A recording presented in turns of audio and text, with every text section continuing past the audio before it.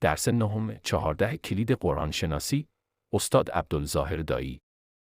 بسم الله الرحمن الرحیم. ان الحمد لله نحمده و نستعینه و نستغفره و نؤمن به و نتوکل علیه و نعوذ بالله من شرور انفسنا و من سیئات اعمالنا. من یهده الله فلا مضل له و من یضلل فلا هادی له. اشهد ان لا اله الا الله و ان محمدا عبده و رسوله صلی الله علیه و سلم و علی آله و صحبه اجمعین. اما بعد، برادرای محترم، خواهرای عزیز، در درس گذشته ما و شما عبادت‌های چی را خواندیم؟ عبادت‌های فکری را خواندیم، عبادت قلبی را خواندیم و عبادت زبانی را خواندیم. قسم چهارم عبادات بدنی هست. بسم الله الرحمن الرحیم. عبادت‌های بدنی عبادت‌هایی هستند که توسط اعضای بدن صورت می‌گیرند و عبادت‌های بدنی بسیار زیاد است. مثلا چشم عبادت خاص خود دارد، گوش عبادت خود دارد، دست، پای و کل از اینا عبادت‌های خود دارد. لکن ما و شما اینجا اما عبادت‌هایی که تعلق به عقیده می‌گیره او را ذکر می‌کنیم. چند مثالشان دیگه عبادت‌ها اونا باز هستند. در جمله عبادت‌های بدنی یکی نماز است. و اقیم الصلاة، الله متعال میگه شما نماز ادا بکنید. در سوره نور 56. چون عبادت نماز که در بین از رکوع و سجده و قیام و قعده هست، ایره حتی مشرکین هم نماز میخوانن، لکن اونا تغییر داده بودن شکل نماز و ما کان الصلاة من البیت الا مکاء و تصدیه. نمازشان الله میگه نماز مشرکین میگه چک چک زدن و اشپلاق کردن بود. دست خوددان خود میگفتن، صدا را میکشیدن. این اشپلاق میگن در افغانستان. من نمیفهم که در ایران و تاجیکستان چی میگن. به هر صورت یک قسم چی میکردن، صدا میکردن و احیانا چک چک میکردن با دستای خود. اینال مکا و تصدیه ایره میگن. دیگه از عبادات اینال انسان مسلمان کس ای باز قد افلح المؤمنون الذین هم فی صلاتهم خاشعون. یقینا که کامیاب شدن مؤمنا الذین کسانی که فی صلاتهم در نمازایشان را چی هستن؟ در نماز خودنا خشوع دارن. برای انسان مسلمان نماز خود خاشعانه میخوانه و فقط نماز خودم به خاطر رضایت الله در دربار الله انجام میده. دیگه از عبادت‌های بدنی قیام است. قیام توحیدی چی هست؟ که مثلا وقتی انسان استاد میشه و قیامی که در عبادت حساب میشه که با خوف و رجا و محبت و ذلت باشه. مثلا یک نفر، ما و شما مسلمان هستیم، در مقابل الله استاد میشیم و با ادب استاد میشیم و در اونجا خوف داریم، رجا داریم، محبت داریم به الله و خود در مقابل الله ذلیل میسازیم. و قوموا لله قانتین. الله متعال در سوره بقره آیت 238 که الله میگه و شما قیام بکنید برای الله بسیار با چی؟ با بردباری. اینال استاد شدن با اینمی خوف و رجا. بت پرستا در مقابل بت خود از بت میترسن، در از او استاد میشن و به او محبت میکنن و به او امید دارن که برای ما بچه بده یا دختر بده. پس قیام توحیدی است که برای الله متعال انجام داده شده. دیگه از عبادت‌های بدنی انحنا و رکوع هست. انحنا چی را میگن؟ انحنا از خط منحنی گرفته شده که انسان کمی هم خود منحنی میسازه، کمر خود کج میسازه، ولو که 10 درجه هم باشه ایره انحنا میگن. و رکوع باز که سم انسان همو 90 درجه هم تو کمر خود قاط بکنه. الله متعال میگه ورکعوا مع الراکعین. شما رکوع بکنید به همراه رکوع کننده ها. سوره بقره آیت 43. امام ترمذی رحمت الله علیه روایت میکنه عن انس رضی الله عنه قال رجل یا رسول الله. میگه یک شخص گفت ای رسول الله صلی الله علیه و سلم الرجل منا یلقى اخاه. یکی از ما با همراه یک برادر خود ملاقات میکنه و صدیق خود یا با همراه یک دوست خود اینحنی له، برای سر خود خم بکنه؟ قال لا، رسول الله صلی الله علیه و سلم گفت که نه خیر. پس وقتی که اینجا رسول الله هم منع کرد، منع به معنای چی است؟ به معنای حرمت و عدم جواز است که انسان باید به مخلوق انحنا و سرخمی نکنه. از دیگه عبادت های بدنی سجده هست. سجده یکی به دو شکل میشه، یکی سجده تسخیری هست، یکی اختیاری هست. سجده تسخیری چی میگن؟ که تمام کائنات در آسمان ها و زمین، کو، سنگ و سیارات و کهکشان ها برای الله سجده میکنن. الله متعال میگه در سوره النحل آیت 49 ولله یسجد ما فی السماوات و ما فی الارض، به الله سجده میکنن آنچه در آسمان ها هست و آنچه در زمین هستند. پس این سجده تسخیری هست. اما سجده اختیاری چی هست؟ که الله متعال برای مؤمنین میگه که فسجدوا لله، شما سجده بکنین خاص برای الله. یعنی که سجده میکنی خاص برای الله و عبود و همچنان عبادت خاص برای الله بکنین. دیگه قعده هست. قعده نشستن به گونه خاص به قصد عبادت میباشه. فاذا قضیتم الصلاة فاذكروا الله قیاما و قعودا و علی جنوبکم. اینجا قیام و قعود یا چی هستن؟ اینا عبادت ها هست که این عبادت ها هم در سوره نساء آیت 103 باید خاص برای الله شد. قسم پنجم عبادت های مالی هست. عبادت های مالی چی هست؟ عبادت هایی که تعلق با مال میگیره، مثلا با پول نقد و با زمین و با خانه و با حیوان و غیره، مثل زکات، صدقات، نذر، قربانی. مثل الذین ينفقون اموالهم فی سبیل الله، کسایی که نفقه میکنن در راه الله، که مثل حبت، مانند یک دانه هست، انبتت 7 سنابل، فیه 7 سنبله میکنه، 7 خوشه، فی کل سنبلت 100 حبه، در هر خوشه ازی 100 دانه می باشه. والله یضاعف لمن یشاء، الله متعال برای هر کس که خواهد او را زیادتر میکنه. والله واسع علیم. دیگه انواع عبادت های مالی چی است؟ انواع عبادت های مالی مثلا نذر است. ولیوفوا نذورهم، سوره حج آیت 29، و نذرهای خود وفا بکنید.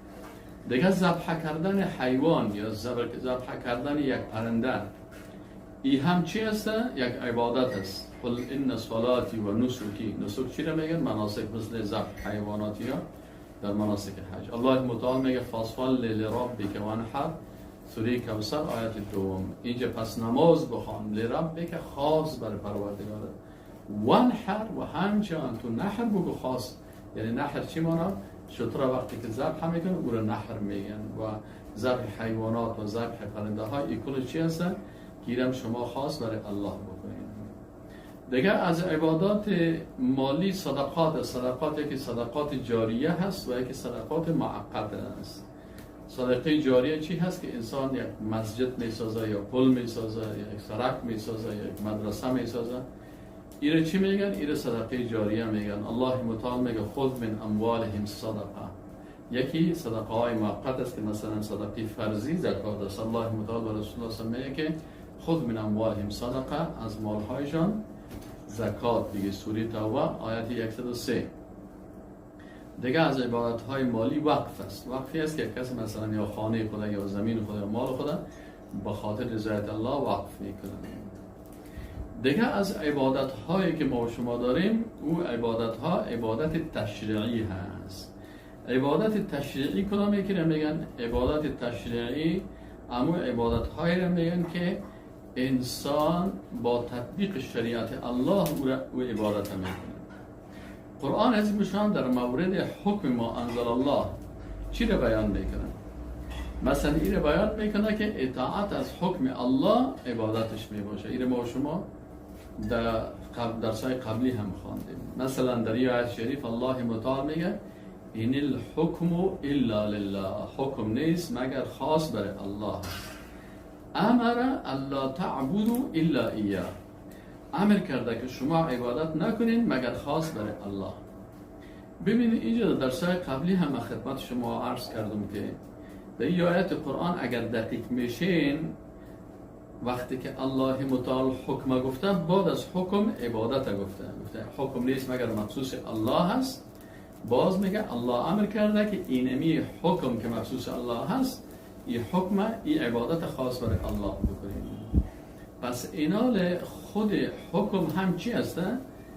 خود حکم هم یک عبادت است. یعنی ما و شما 6 قسم عبادت داریم: عبادت فکری، عبادت قلبی، عبادت زبانی، عبادت بدنی، عبادت مالی و عبادت تشریعی و تقنینی.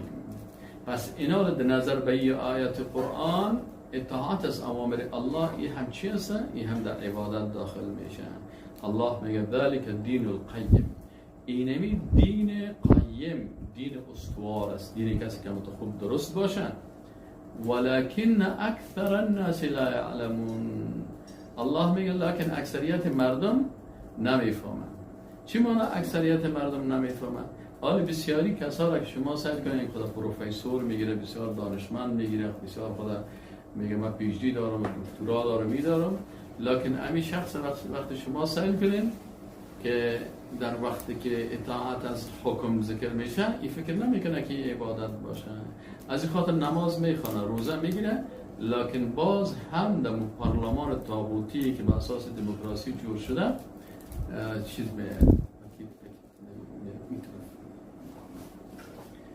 اینال چی میشه؟ اینال در اینجا الله متعال سبحانه و تعالی بر ما و شما میگه که اکثر الناس لا یعلمون، اکثریت مردم نمیفهمن. چرا نمیفهمن؟ به خاطر از اینکه نماز میخونه، روزه میگیره، لکن باز چی میکنه؟ وقتی که در مسئله حکم شود، باز حکم به غیر ما انزل الله میکنه. حکم دموکراسی، سیکولر، کمونیسم، سوسیالیسم. بسیاری از اینا وقتی کسی پیشان پرسان بکنی، باز میگه من مسلمان نیستم. چه قسم مسلمان هستم؟ یعنی من نماز میخوانم، مسجد جور کردیم، حج میرم، در حالی که باز وقتی که حکمی که تطبیق میکنه او چی هست؟ اونجا باز حکمش سیکولر است، اونجا ضد شریعت الله است. پس الله متعال در اینجا میگه که این الحکم الا لله، این یک نفر یک عبادت نه تنها نمیکنه بلکه بیکی انکار میکنه. یعنی شما فکر بکنید یک نفر از نماز انکار میکنه، همین نفری که از نماز انکار میکنه که در اسلام نماز نیست، حکمش چی هست؟ کافر میشه. یک نفر روزه را انکار میکنه، حکمش چی هست؟ کافر میشه. یک نفر روزه را تغییر میده، مثلا میگه من روزه در ماه رمضان هست، من در ماه رمضان روزه نمیگیرم. ما در مملکت ما بعد از یک قانون جور میکنیم که روزه را در زمستان میگیریم، اونجا هوا سرد است و مطابق عقل خود تغییر میده. همین نفری که روزه را تغییر میده از ماه مبارک رمضان و ایره میره در زمستان، همین از کلی که پرسان بکنیم میگه کافر میشه. چرا؟ میگه به خاطر از اینکه روزه در قرآن آمده که عبادت است و روزه فرض است و ای از روزه انکار کرد و در پالوی از اینکه انکار کرد، حتی اگر انکار نکرد تغییرش داد. مثلا آوردشه گفت من روزه را قبول دارم لکن روزه را من در زمستان میرم. اینجا هم میگه این آیت قرآن انکار کرد، کافر شد به خاطر که روزه در ماه مبارک رمضان است، روزه فرض. اینا رو وقتی که روزه اگر کس انکار بکنه میگن کافر است.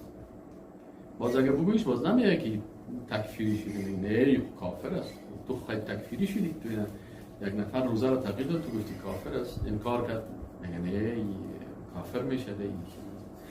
وقتی برش بگویی که روزه را انکار نکرد، در ماه مبارک رمضان است، میگه که رمضان یک ذره هوا گرم است، امیر در زمستان تغییرش میده، میگه در این صورت هم کافر میشه. حکم الله را تغییر داد. اینال وقتی که عبادت الله را تغییر داد، حکم الله را در روزه تغییر داد، کافر میشه. عبادت الله را تغییر داد، مثلا در حج گفت که مثلا من حج در بیت الله نمیرم، یک داره اتاق جور میکنیم، سیاه رنگش میکنیم، میریمش مثلا در خوجند، در خوجند یک حج جور میکنیم در تاجیکستان. اینال برش میگه برادر تو اگر در خوجند جور کنی یا در شنبه جور کنی در تاجیکستان یا در ایران جور کنه کسی یا در افغانستان یا در کدام مملکت دیگه، اینمی انسان چی میشه؟ این کافر میشه. خب وقتی که حج تغییر داد کافر میشه. وقتی که نماز تغییر داد کافر میشه. وقتی روزه رو مثلا از ماه رمضان تغییر داد آوردش مثلا به ماهای زمستان کافر میشه. وقتی که حکم الله را تغییر داد دیگه چی میشه؟ که اونجا میگه ما والا نه حکم قرآن تطبیق نمیکنیم، ما والا میخوایم که دموکراسی تطبیق بکنیم، میخوایم سیکولاریسم تطبیق بکنیم، میخوایم که کمونیسم تطبیق بکنیم. اینجا باز وقتی که مجبوری که در این حالت هم تو کافر میشی، بازی را قبول نمیکنه. چرا قبول نمیکنه؟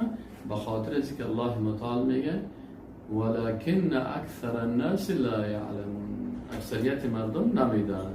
چرا نمیدانن؟ به خاطر از این نمیفهمن که اینا نمیخواین که بفهمن، نمیخواین که بفهمن و از این خاطر وقتی که نمیخواین اینا بفهمن برشان مشکل پیدا میشه. خب مطلب دوم، مطلب اول فهمیدیم، مطلب دوم اطاعت از حکم مخلوق شرک در حکم میباشه. حالا مثلا یک نفر اطاعت از حکم مخلوق میکنه، میگه که مثلا ما بغیر از حکم الله ما دموکراسی ایمان دارم، ما به سوسیالیسم ایمان دارم، نمازم میخوام، روزام میگیره. اینمی شخص آیا در شرک داخل شده یا نشده؟ با قرآن مراجعه میکنیم. چرا؟ در مسائل اختلافی، در مسائل دین با عقل مراجعه نمیشه، با نص مراجعه میشه، با قرآن مراجعه میشه، با سنت مراجعه میشه. و این تنازعتم فی شیء فردوه الی الله و الرسول. بسیاری کسا امیر میگه نه ما با عقل مراجعه میکنم، الله میگه نه و این تنازعتم فی شیء فردوه الی الله و الرسول، با قرآن و سنت مراجعه بکنیم.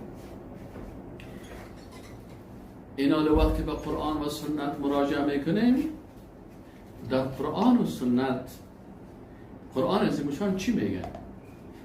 که اطاعت از حکم مخلوق شرک در حکم است. چرا؟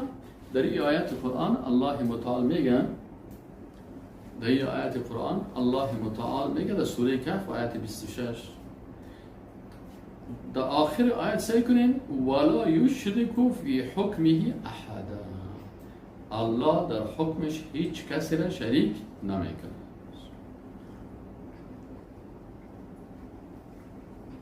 خب ولا یشرک فی حکمه احدا، سوره کهف آیت 26، یعنی الله در حکمش کسی را شریک نمیکنه. این حال اگر کسی در حکم الله یا کسی دیگر شریک میکنه، میگه برای ما قانون بسازه، این برای ما تعیین بکنه که شراب حلال است یا حرام، زنا درست است یا نیست،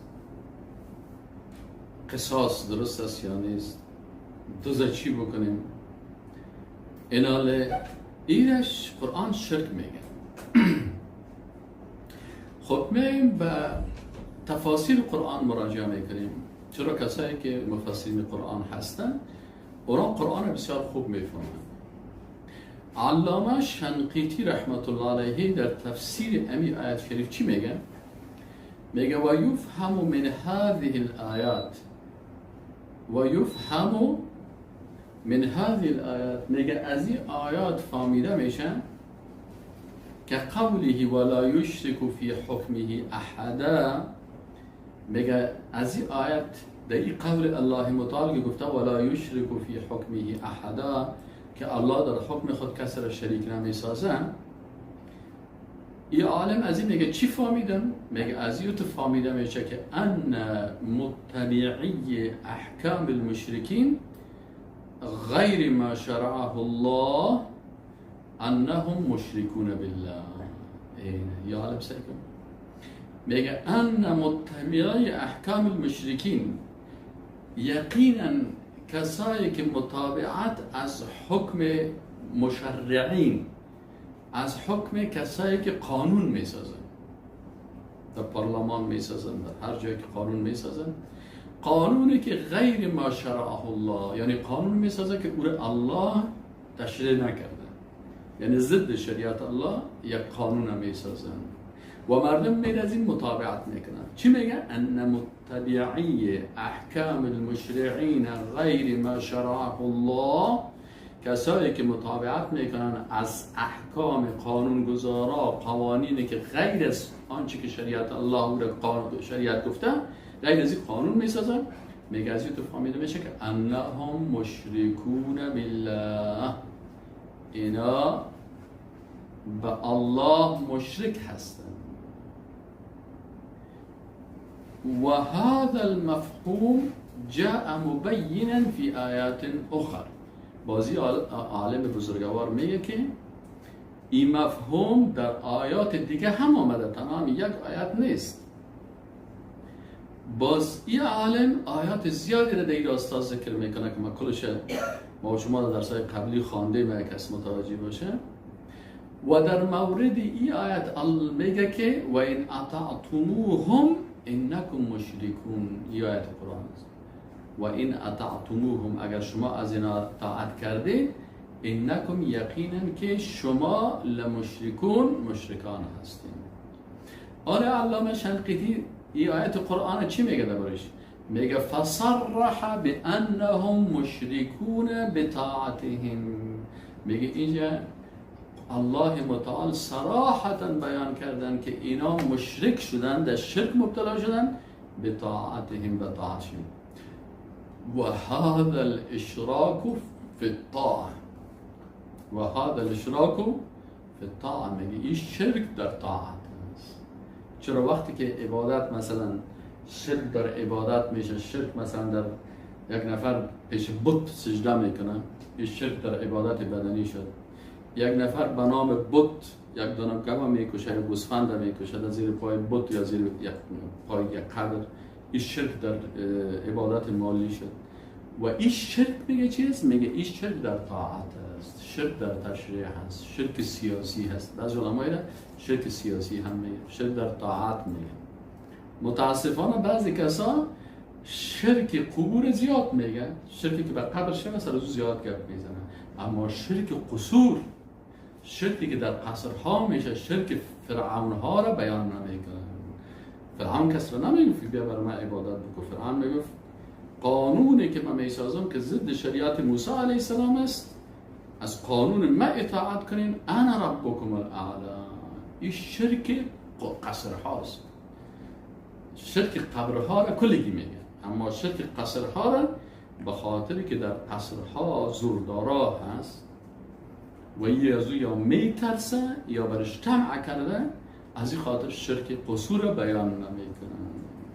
از این خاطر که علمایی که بیان نمیکنه ولکن اکثر الناس لا یعلمون، باز اکثریت مردم نمیفهمند. باز اگر یک نفر و دو نفر ایره باز بیان کرد، باز اون کسایی که چون اکثر الناس لا یعلمون هست باز سر از اینا اعتراض میکنن. چه قسم اعتراض میکنن؟ میگن یک قصه براتون بکنم که جالب شو براتون. میگه یک وقت در یک منطقه یک طفلک پیدا شد در خانه پادشاه، در خانه هم سردارشان، پادشاهشان، کلانشان. یک طفل پیدا شد نوزاد. این طفل نوزاد یک گوش نداشت. پادشاه بسیار، همین سردار بسیار بار خطا شد که بعد از من خب این سرداری مردم میشه، این پادشاه از این مردم میشه، کلان از این مردم میشه. این گوش نداشته باشه، کلگی باز میگه اوی پادشاه یک گوشه را چی کنیم؟ این پادشاه عیبدار است، بیگوش است، گوش بریده هست، نامای عجیب سرش میمونه.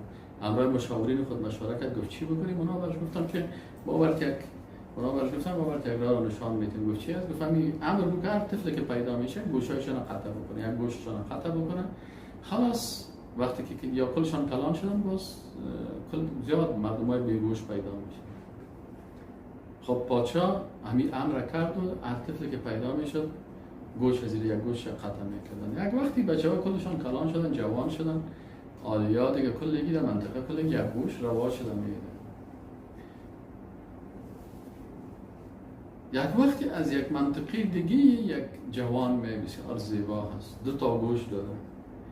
آلی که آمده در این منطقه کلگی سرزی خنده میکنه. او مردم بیاین سعی کنین آدم 2 گوشه، چون یک گوشگی یه عیب شده، یک گوشگی که عیب بود او در بین مردم رواج شده. آلی که کسی که براستی گوش خوب داره و چهره مناسب داره، آلی کلگی سرزی خنده میکنه. در آخر زمان یکی از فتنه‌های بزرگ امی هست که وقتی فتنه زیاد میشه، فساد زیاد میشه، حق درست بیان نمیشه، بسیاری وقتا مردم به خاطر طمع یا به خاطر ترس یا به خاطر بندیخانه یا به خاطر هر چیزی که هست از نظام‌های طاغوتی میترسن، باز اینا شرک قصرها را و شرک اطاعت بیان نمیکنن. اینا اگر کس باز بیان کرد، بازور چی میگه؟ میگه زمانه کجروشان را و برکشد بیدل. این مردم زمانه چی میکنن؟ میگه مردم زمانه کجروشان را و برکشد بیدل. مردم های کجروش بسیار خوش دارن، اون رو آغوش خود میگیره که تو بسیار دین آسان بیان میکنی، چقدر خوبش میگی، یک آسان بر ما بیان میکنه که چیز، لیکن یارسه که از دوزخ گپ میزنن، از جهنم گپ میزنن، از شرک گپ میزنن. اینا بیدل چی میگه؟ زمانه کجروشان را و برکشد بیدل، حرام که راست بود خار چشم افلاک است. کسی که باز راست و مستقیم بود کجروشی نکرد، بازی خار چشم مردم است. بازی دیگه چی است؟ برای مردم خار چشم بود. باز کلگی میگه والا ای افراطی هست، والا ای تکفیری هست، والا ای هست. نامهای میگذارم که عجیب و غریب و حیران میمونی. لکن به هر صورت حق باید چیزی که قرآن از بشان است ما مکلفیت داریم بگوییم. اگر کس خوش می باشه یا خوش نمی باشه، ما شما باید قرآن درست بفهمیم که الله متعال میگه که چی هستن. الله متعال میگه که ولا یشرکو فی عبادته احد. و ما تفسیر علماء مفسرین قرآن میخوانیم و این علامه شنقیطی رحمت الله علیه چی میگه؟ فصرح بانهم، در آیات قرآن ذکر میکنه و این اطاعتموهم، اگر شما از این طاغوت ها اطاعت کردید، اینکم یقینا که شما مشرکان هستید. فصرح علامه شنقیطی رحمت الله علیه مرا بسیار خوشم میاد. عالم تفسیرش بسیار دقیق است، یعنی آدم میخونه بسیار خوش آدم میاد. همین چیزا رو که اگر شما بخوانید، مثلا از علامه ابن قیم جوزی رو بخوانید کتابش، از علامه ابن ابی العز حنفی رحمت الله علیه شرح عقیده طحاویه رو بخوانید.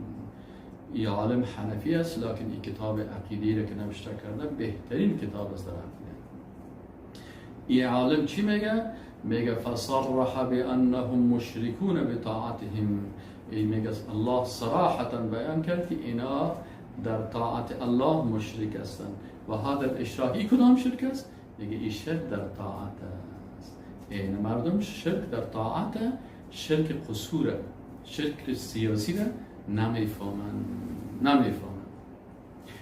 و در قسمت آیات از عبادت شیطان، وقتی که آیات قرآن این هم گفای الله شنقیطی است که من گفتم بریم اینجا فعلا، اون میگه که امی عالم بزرگوار میگه وقتی که الله میگه که و الله تعبد الشیطان، میگه ای ما یعبدون الا شیطانا، میگه یا عبادت نمیکنن مگر شیطانا.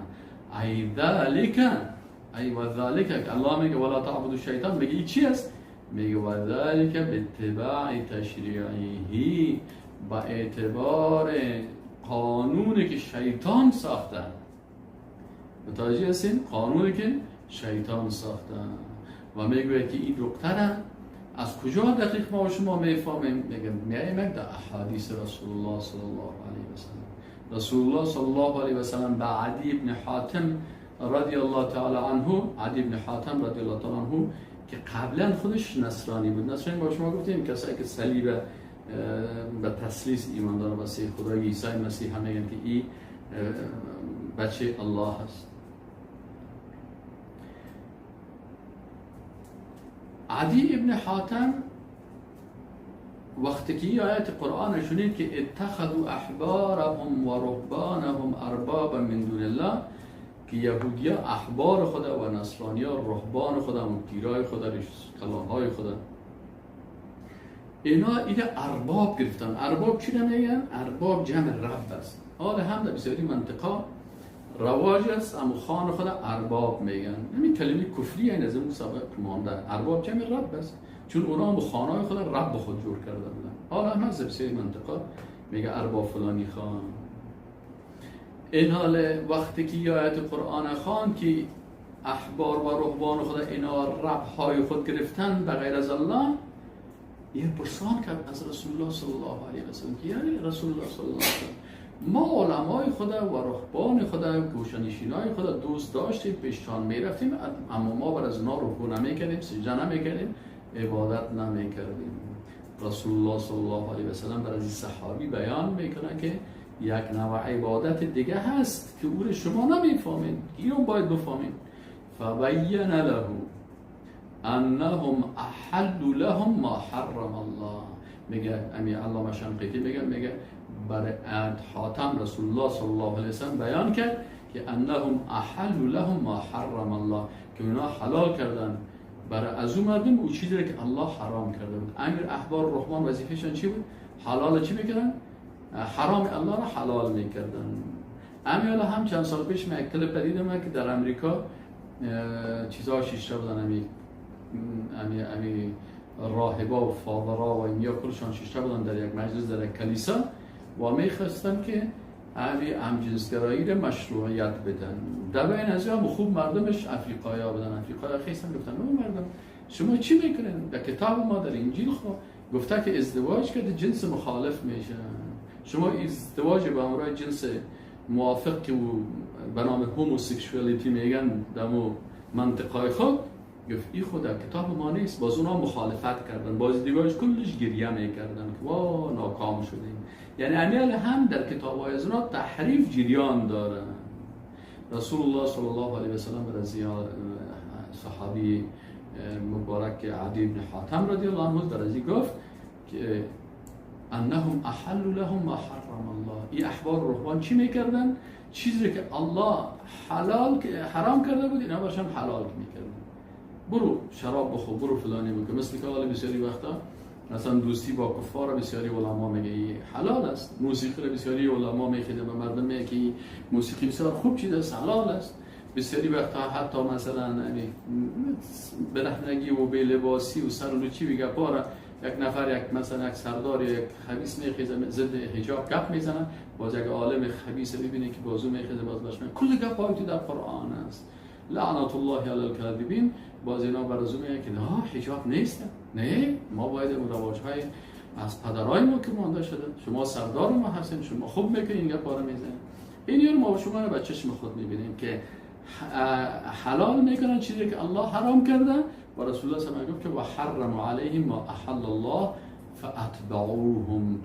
پس اینا از اونا متابعت کردن فی ذلک دمی حلال حرام ساختن و ان ذلک. باز رسول الله صلی الله علیه و آله گفت که هو اتخاذ ایاه مربابا. این نمیگه که کار کردی اونمو رو معبود گرفتی و رب گرفتی، چرا که یک نوع عبادت بر از او انجام دادی و این عبادت. مثل یک نفر بگه که نماز چند رکعت است؟ نماز صبح 4 رکعت است، 2 رکعت سنت است، 2 رکعت فرض. میگن من میخوام برات میگم که همین 2 رکعت خود کم است، همین 10 رکعت سنت میخونیم، 10 رکعت هم فرض میخونیم. اینا کسی که خیس از این مطابقت کردی چی میشه؟ او رو در عدد رکعات نماز این معبود خود قرار داد. چرا؟ به خاطر از پیغمبر وقتی میاد در عبادت چی تعیین میکنن؟ نوعیت عبادت رو تعیین میکنن، کمیت عبادت رو تعیین میکنن، کیفیت عبادت رو تعیین میکنن، زمان عبادت رو تعیین میکنن، مکان عبادت رو تعیین میکنن و امو آله یا امو چیزی که کتزو عبادت میشه او رو تعیین میکنن. اینا مثلا الله متعال حج گفته و رسول الله صلی الله علیه و توسط آیت قرآن و توسط وحی بر ما تعیین شده چی؟ که حج عبادت است. اینا کیفیت حج هم بر ما بیان کرده که چه قسمت میشه، کمیتش که مثلا چند روز میشه، زمانش هم بیان کرده که در کدام زمان میشه. مثلا عرفه عرفات در روز عرفه هست، روز عرفه نهم همون ماه هست. این زمانش، مکانش و مثلا همون جایی که عالی که در اون عبادت میشه، مثلا همون طواف که میشه بیت الله هست، او هم تعیین شده. پس ما نمیتونه که بخیزیم از خدای خانه بیت الله دیگه جور بکنیم. این حال اگر کسی کار میکنه این چی است؟ این شریک ساخت امرای همین شخصی که میره جور کرده یا زوی طاعت کرد او رو رب با خود قرار داد. این قسم دیگه احکام. متوجه هستین؟ اینالی علامه چی میگه؟ میگه که صریح ترین آیه در این راستا در سوره نساء که آنان با وجود ادعای ایمان تحاکم به طاغوت میکنن. به مویت ما شما قرار خواندیم که الان تر الی الذین یزعمون انهم یؤمنون بالله والیوم الاخر، اما آیت یزعمون را بیان میکنن. بعد از اینکه آیات بیان میکنن در نتیجه امی عالم چی میگه در تفسیر خود؟ این عالم در این تفسیر خود چی میگه؟ میگه و به هذه النصوص السماویه، و با این نصوص سماوی که نصوصی که از آسمان نازل شدن قرآن عظیم شان التي ذکرناها، وقتی که این عالم میگه وقتی میگه به اساس این نصوص قرآن، نصوص آسمانی، وحی آسمانی که آمده که ما ذکر کردیم، یظهر غایت الظهور، بسیار واضح میشه، مثل آفتاب واره این معلوم میشه، بسیار روشن میشه. ان الذين يتبعون القوانين الوضعيه، یقینا کسانی که مطابقت از قوانین وضعیه میکنن، قوانین وضعی التي او قوانینی که شرعها الشیطان که این شیطان جور کرده، على السنت اولیائه، به زبان دوستای خود. یک شیطان جنی هست، ابلیس، او این کار است که به زبان کی میکنه؟ به زبان شیطانای انسی میکنه. میگه این قوانین یقینا کسانی که مطابقت میکنن القوانین الوضعیه، از قوانین وضعی التي شرعها الشیطان على السنت اولیائه که این شیطان مشروع ساخته، این قانون ساخته به زبان دوستهای خود، مخالفتا لما شرعه الله، یعنی قوانینشان مخالف شریعت الله هست جل و علا، على السنت رسوله، با او یعنی یا مخالف به او چیزی که شریعت کرده الله سبحانه و تعالی به زبان پیغمبرایش که بر مردم این شریعت روان کرده. و این چی میکنه؟ از عمیق قوانین مطابقت میکنه. انه لا یشک فی کفرهم و شرکهم، هیچ کس میگه شک نمیکنه. انه لا یشک فی کفرهم و شرکهم، میگه شک نمیکنه در کفر از اینا و شرک از اینا، الا من طمس الله بصیرته، مگر کسی که الله کور کرده باشه بینایی قلبش مهر زده باشه. و اعماه عن نور الوحی مثله، و این نابینا کرده باشه از نور وحی مثل از اینا. اینه بنای عالم نتیجه گپش در کجا رسید؟ به اینجا رسید که کسایی که از قوانین وضعی که مخالف شریعت الله باشه از این مطابقت میکنن، گفت در شرک ازی و در کفر ازی شک نمیکنن، مگر کسی که قلبش کور باشه و چشمایش کور شده باشه که الله متعال ما و شما را از این نابینایی چی شود؟ الله متعال ما و شما را نجات بده. بنابراین این بود عبادت های چی؟ عبادت های قانونی که ما و شما از درس گذاشته ما و شما خوانده که عبادت ها 6 قسم است. عبادت فکری هست و عبادت قلبی هست و عبادت زبانی هست و عبادت بدنی هست و عبادت مالی هست و عبادت چی هست؟ قانونی هست. غلط کردم یا درست گفتم؟ فکری 1، دوم قلبی، سوم زبانی، چهارم بدنی، پنجم مالی و ششم تشریعی، اطاعت از شریعت الله. این 6 قسم عبادت است که آیات قرآن درباره هر کدام از این بسیار آیات است. من مختصر براتون بیان کردم که انشاءالله تعالی اینا یاد بگیریم و انسان هوشیار و فهمیده ای است که در عصر فتنه ها ایمان خدای بگن، چرا که رسول الله صلی الله علیه و آله میگه که در آخر زمان یک نفر صبح مسلمان میباشه دیگر کافر میشه، دیگر مسلمان میباشه صبح کافر میشه. چرا؟ یبیع دینه بعرض من الدنیا، دین خدا به خاطر یک متاع دنیایی، برش یک چوکی برش میتن یا مثلا برش مال میتن یا برش مثلا چیزهای جنسی رو وعده میتن.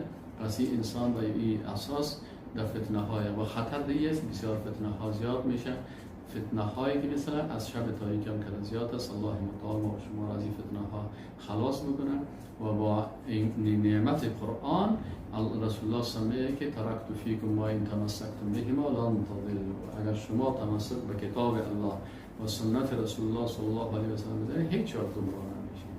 چرا اگر به قرآن و سنت کس تمسک نکرد، عقل یکی یک چیز میگه، عقل کسی دیگه یک چیز میگه، دو نفر با هم جور نمیه، از نگاه عقل یکی میگه این خوب است، یکی میگه این خوب است. اما آنچه که فیصله میکنه کل مشکلات مراجعه به کتاب الله و سنت رسول الله صلی الله علیه و سلم است. والسلام علیکم و رحمت الله و برکاته. اللهم صل علی محمد و علی محمد كما صليت على إبراهيم وعلى إبراهيم إنك حميد مجيد.